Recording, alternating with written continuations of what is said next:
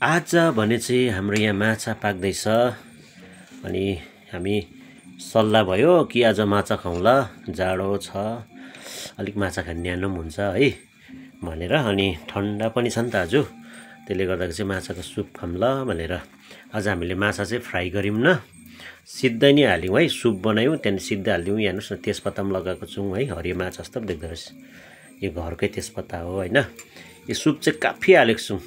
आज हामी भात चाहिँ कम्ती खाने हो, सुप चाहिँ ज्यादा खाने हो। अनि जब त्यो सुप खाँदाखेरि चाहिँ एक एक फुरु मजाले कसेर, ठुलो छ फुरु पनि, त्यो फुरुमा मजाले सुप हालेपछि चाहिँ आधी फुरु खाइसक्दाखेरि चाहिँ जिउमा सरर पसिना आउँछ क्या, अनि न्यानो हुन्छ।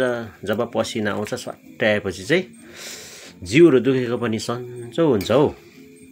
अनि आज चाहिँ हामीले यसरी खाने इच्छा गऱ्यौँ र खाने पनि आज हामी सुप बनाइनुहोस् न, दुईजनालाई एक करै छ। पापा पनि हुनुहुन्न, पापा पनि उता जानुभएको छ, अनि नानी दुईजना पनि माथि नै छ।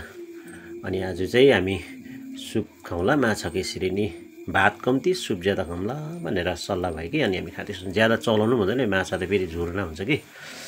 ल है, तपाईँहरू पनि खानुहुन्छ यसरी, ठन्डामा साह्रो न्यानो हुन्छ हो यो सुप खाँदा त।